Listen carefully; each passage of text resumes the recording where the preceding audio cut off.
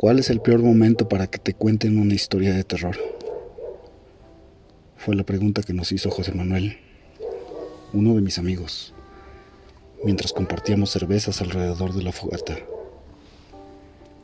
Era nuestra primera noche de acampada en una zona boscosa del valle, en la cuarta región, de donde era oriundo José Manuel, pero llevaba 10 años viviendo en la capital, donde nos hicimos amigos inseparables. Al cumplir 18 años y gracias a una beca de estudios, decidió partir de ese lugar buscando mejores oportunidades, que por cierto, acá eran escasas debido a la lejanía de su pueblo y por lo rural de la zona. Éramos un grupo inseparable de 6 amigos de universidad y decidimos pasar un largo fin de semana, aprovechando un par de días feriados y que José Manuel visitaría a su familia en este hermoso valle, donde siempre nos invitó. Él no era muy fanático del terror como el resto. Por ello se dedicó a escuchar en silencio nuestras experiencias que trajimos a la fogata, y parecía no asombrarse ni atemorizarse por nada. Al menos eso creíamos, pues guardaba una historia ligada a su familia y a su pueblo, una muy siniestra y espeluznante, que por cierto ninguno de nosotros había escuchado antes. Pensé en su pregunta. Jamás había analizado cuál sería el peor momento para oír una historia de terror. Quizás este mismo, respondí. Es como lógico, ¿no? Un oscuro y apartado bosque, una fogata y un montón de ruidos de origen desconocido alrededor de nosotros. Por ahí Juan mencionó una carretera, luego de pinchar un neumático, y Francisco aportó un cementerio, pero José Manuel intervino.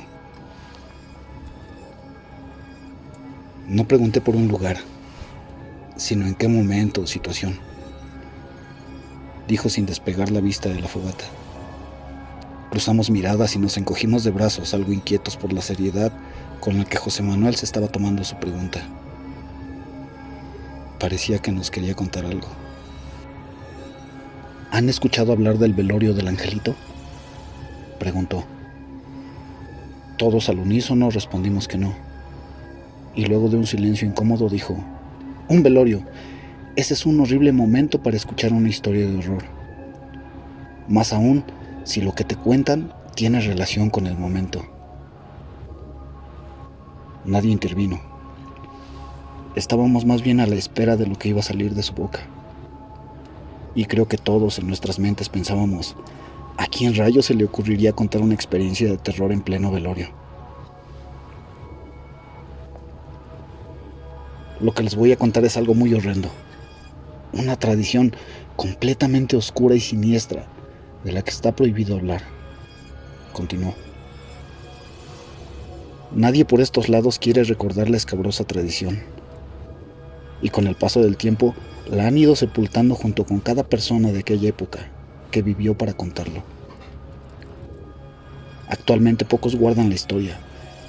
Lamentablemente mi padre es uno de ellos. Él fue quien tuvo que oírla mientras se desarrollaba un velorio. Una historia siniestra y escalofriante de horror. 12 años tenía mi padre cuando corría el año de 1975 y una terrible desgracia golpeó a la familia. El hijo menor de una de sus tías, de tan solo 4 añitos, había fallecido, producto de una horrenda enfermedad pulmonar con la que nació. La familia era longeva, con decirles que su abuelo, el patriarca de la familia, estaba próximo a cumplir 100 años y su esposa 95.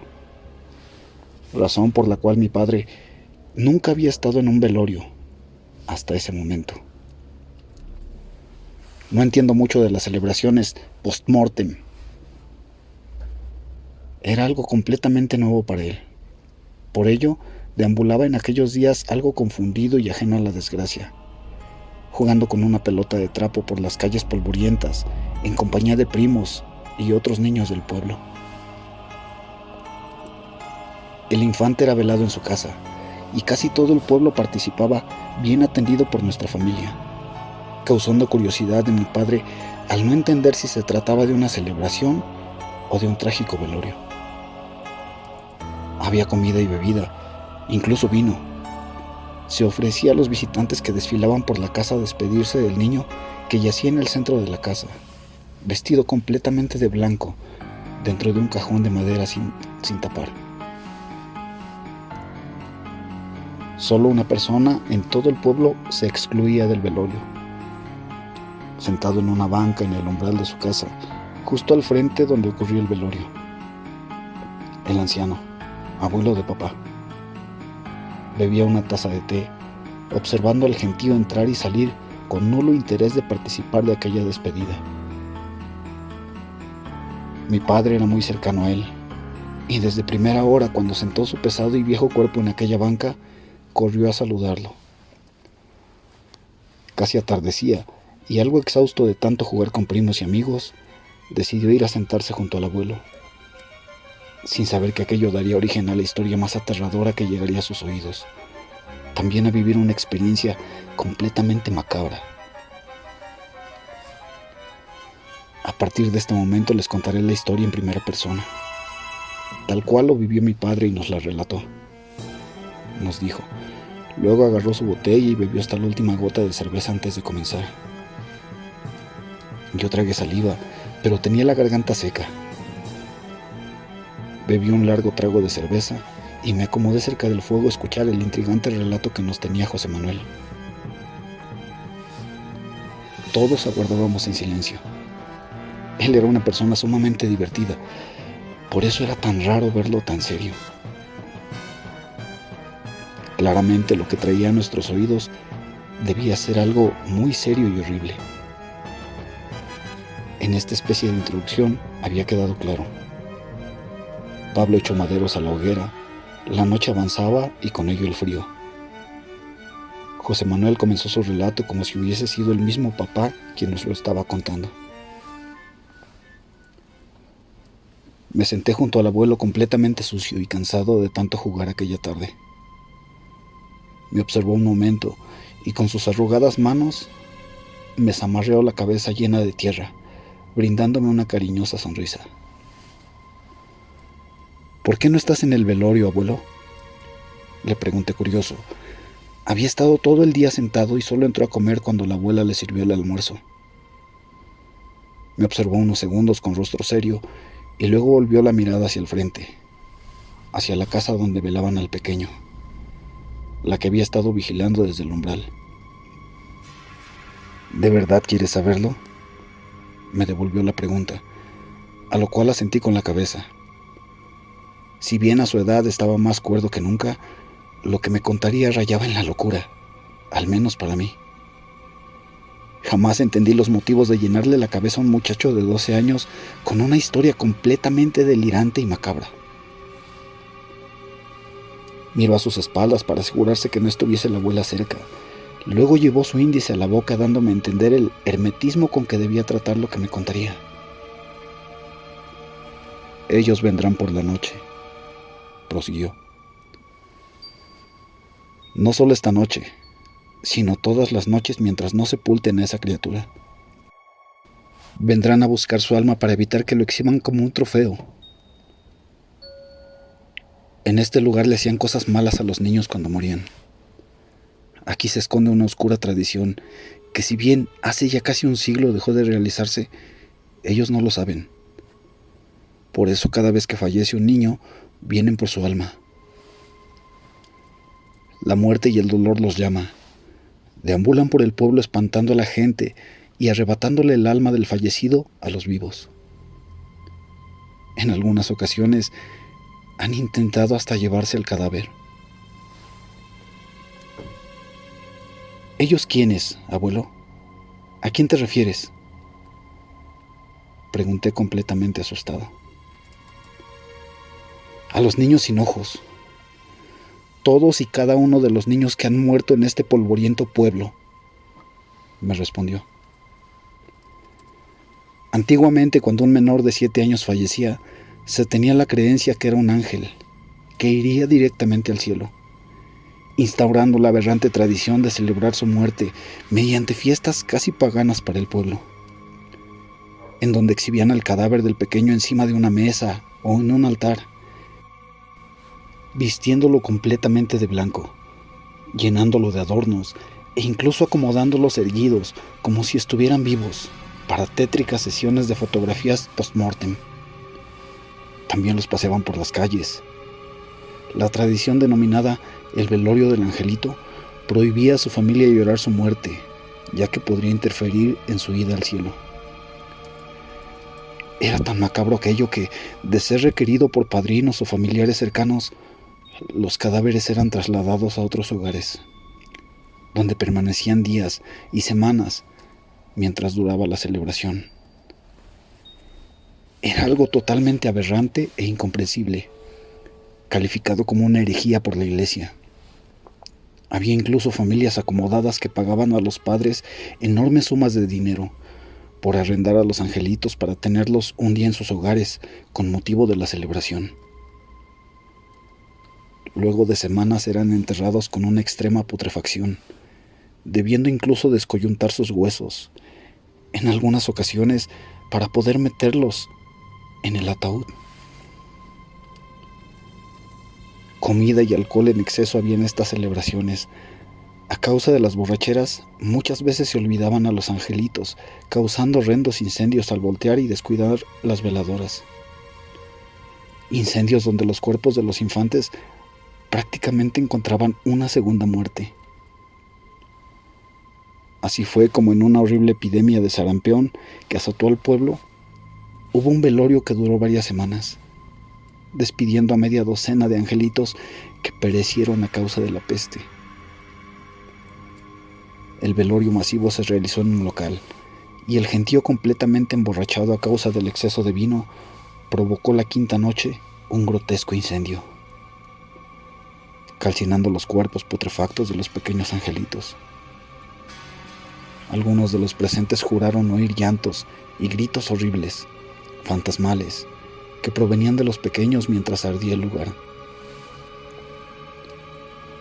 Después de aquel horrendo episodio, muchos pobladores comenzaron a reportar apariciones espectrales de los angelitos, causando histeria colectiva y el arrepentimiento a este tipo de prácticas. Hubo quienes aseguraban que los angelitos ya no eran tal, que se habían convertido en niños malignos, cargados de odio y dolor, buscando venganza por sus segundas muertes. Todo cambió desde aquel momento. Cuando fallecían menores, culpaban a los angelitos. Los entierros comenzaron a realizarse de inmediato, sin ser velados, ni siquiera una oración. De lo contrario, ellos vendrían por la noche a reclamar el alma del pequeño fallecido, asegurándose que nunca más sea utilizado en aquellas horribles prácticas. El abuelo hizo una pausa, quitó sus lentes y restregó sus cansados ojos.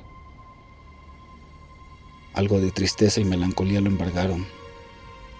Luego siguió con su relato.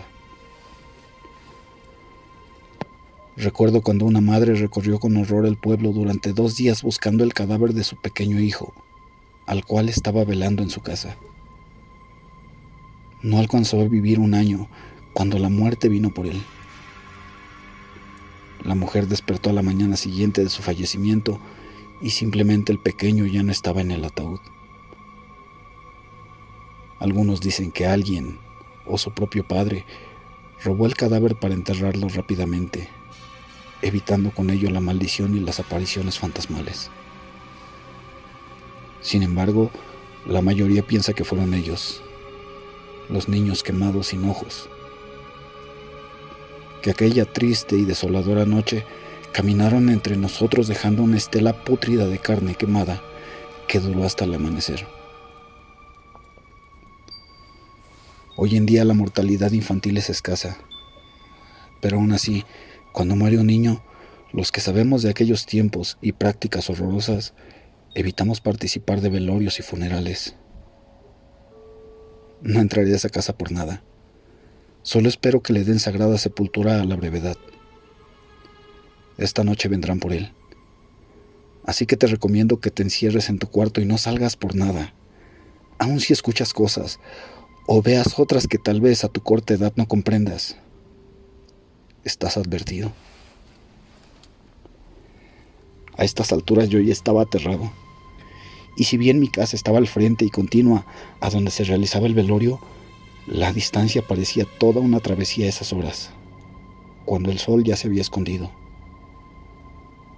Atravesé rápidamente directo a mi cuarto, aterrado. Mis padres seguían en el velorio y parecían haberse olvidado de mí. Pero luego de aquel escalofriante relato del abuelo, no me iría a meter por nada del mundo a ese lugar. Fui a la cocina por un vaso de leche y pan. Regresé a mi cuarto. Cogí mis historietas que papá me había traído cuando iba a la ciudad, intentando olvidar un poco toda esa macabra historia. Desperté por un estruendo en la ventana, desorientado, sin saber cuánto había transcurrido. Los perros ladraban en la calle y tenía la historieta abierta sobre mi pecho, pensando que me había dormido tan solo unos minutos. Pero no. Todo era quietud, misma que se rompía solo por los truenos de la lluvia que azotaba el pueblo. Salí del cuarto asustado, pensando encontrar a mis padres en el salón, pero toda la casa estaba en tinieblas. Avancé hacia el cuarto de mis padres, confirmando que dormían plácidamente, tal vez desde hace ya bastantes horas. Regresé a mi habitación somnoliento, y al meterme bajo las cobijas nuevamente, otro golpe en la ventana me exaltó. Esta vez pude voltear rápidamente y me pareció ver tras el cristal la sombra de una cabeza humana que me observaba con aquella típica postura cuando alguien mira pegado a un cristal. Luego, no había nada. No pude gritar del espanto. El corazón se me aceleró, pero pensé que tal vez era mi infantil imaginación sugestionada por la historia del abuelo. Volví a la cama y me cubrí hasta la cabeza, pero no lograba conciliar el sueño. Repasaba en mi mente el trágico incendio ocurrido e imaginaba aquellos pobres cuerpecitos de niños siendo calcinados, aún estando muertos. Luego pensé en el pequeño de mi tía, mi primito. Fue imposible no descartar lo que dijo el abuelo. Tal vez esta noche los niños quemados sin ojos vendrían por su alma. Niño, despierta. Fue la voz que resonó en mi cabeza. ¿Estaba soñando?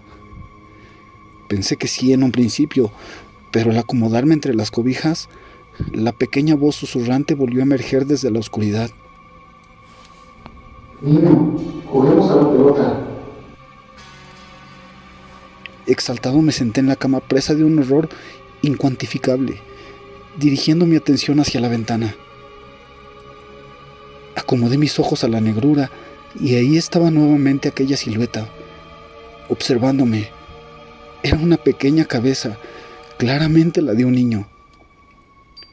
Estuve a punto de orinarme del pavor, pero descubrí que no fue ahí donde provenía la susurrante voz. La puerta de mi cuarto estaba entreabierta, pero alguien la empujó lentamente, crujiendo de forma escalofriante. Giré mi cabeza, y la silueta de un niño yacía parada bajo el marco de la puerta, con una pelota entre sus manos. Era más negra que la oscuridad misma, por ello la distinguí. Luego vino un repugnante hedor a carne descompuesta que inundó la habitación. Con mi mano rápidamente alcancé la luz del buró y aquella sombra se esfumó en el aire como humo negro y maloliente, dejando el cuarto inundado de pestilencia a carne quemada. Lo más escalofriante fue que aquella pelota cayó al suelo botando y luego rodó hasta un costado de mi cama. Era mi pelota. Estaba en shock. Mi mente intentaba procesar la aparición. Corrí hacia la puerta, cerrándola con pestillo, metiéndome tembloroso bajo las cobijas. Solo mis ojos sobresalían con la mirada fija hacia la ventana, pero debido a la luminiscencia del cuarto, no podía saber si aquella sombra seguía observándome tras el cristal. Saqué mi brazo alcanzando el interruptor de la lámpara y la apagué. Ya no estaba, pero repetí la acción 3 veces para cerciorarme, dejándola finalmente encendida. Tenía mucho sueño, pero no podía dormir. El temor era más fuerte, y ante cualquier ruido en las afueras o ladrido de algún perro, me exaltaba. Los párpados me pesaban, pero temía dormir y que los niños sin ojos me llevaran. Niño, ¿jugamos? Dios santo, nuevamente esa macabra voz, esta vez bajo la cama. Esa cosa estaba ahí abajo. La pelota rodó hacia la puerta y lo que estuviese ahí abajo comenzó a empujar la cama. Primero el colchón se levantó a la altura de mi espalda lentamente. Luego vinieron las sacudidas. Era como si alguien con sus brazos empujara desde abajo. Solo pude gritar a todo pulmón: «¡Déjenme en paz!», mientras saltaba como poseído sobre el colchón. Aquello paró, y estúpidamente reaccioné a mirar bajo la cama. No había nada, pero al incorporarme, la sorpresa casi me mata. Juguemos. El cuerpo destrozado y calcinado brincó sobre la cama. Era un niño tiznado en carbón, pero sin ojos. Solo cuencas vacías y oscuras como la noche, sin un solo cabello y expeliendo hedores a carne muerta y quemada. Me oriné y grité una y otra vez hasta que el rostro de mis padres sobre mí, intentando controlarme, calmaron mi estado de locura y miedo. Les conté lo que vi, también lo que el abuelo me contó. Solo se miraron y buscaron la manera de calmarme, de sacar de mi cabeza todas esas ideas e historias que sugestionaron mi pequeña mente. Mamá, era un niño quemado sin ojos, te lo juro. Estaba bajo la cama y hay otro fuera de la casa. Créeme, por favor. Le imploraba llorando. Papá revisó el cuarto y me persuadió de que viera con ojos propios bajo la cama, dentro del armario, y hasta abrió la ventana para convencerme de que no había nada en las afueras. La única prueba que tenía era la pestilencia que aún rondaba en el aire y que ambos sintieron levemente, pero dijeron que provenía de las afueras. Así y todo, me fui a meter al cuarto de mis padres. Papá, a regañadientes, aceptó, y fue él quien se quedó en mi cuarto para que pudiera acostarme junto a mamá. Sin embargo, no pudo pegar un ojo, menos cuando comencé a sentir gente corriendo en las afueras de un lado a otro, justo frente a la casa. Sacudí a mamá un par de veces, pero no me dio la atención que esperaba. Solo balbuceó entre dormida que cerrara los ojos y me durmiera, que cortara todo este lío de los niños fantasma. Afuera seguían esos pasos correteando. Juraría que eran niños jugando y brincando.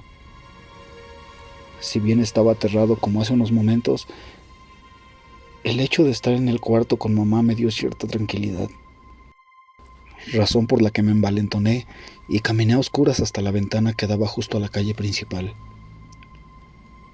Me agaché los últimos metros y fui poco a poco levantando mi cabeza por el costado derecho, oculto entre las cortinas para que nadie notara mi presencia. Solo había oscuridad, la terracería y las casas de enfrente donde resaltaba aquella larga banca del abuelo. Luego, apoyé mi rostro sobre el vidrio para tener más ángulo de visión hacia la izquierda, donde velaban al pequeño. La visión que llegó a mis ojos fue aterradora.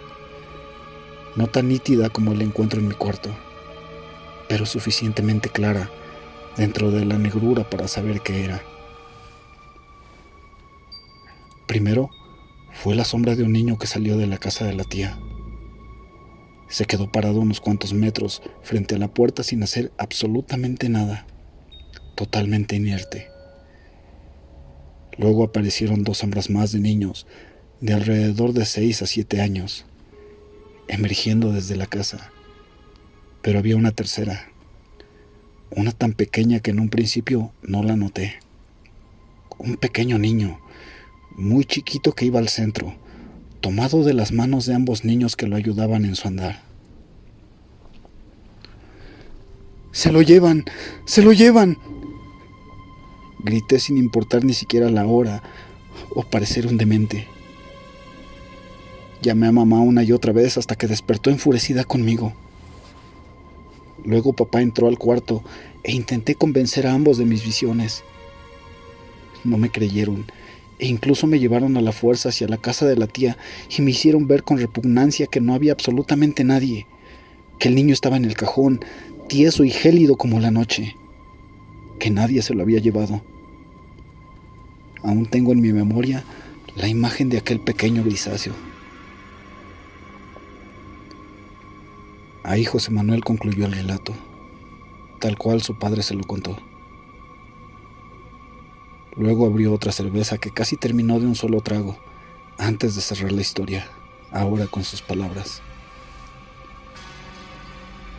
Todos en la familia recordaron por años el espectáculo que dio mi papá aquella noche, pero nunca hablaron del tema. Al día siguiente enterraron a ese pobre niño y claramente papá no asistió al funeral. Se quedó con el abuelo en aquella banca, escuchando quizás más historias del viejo, o tal vez contándole la suya.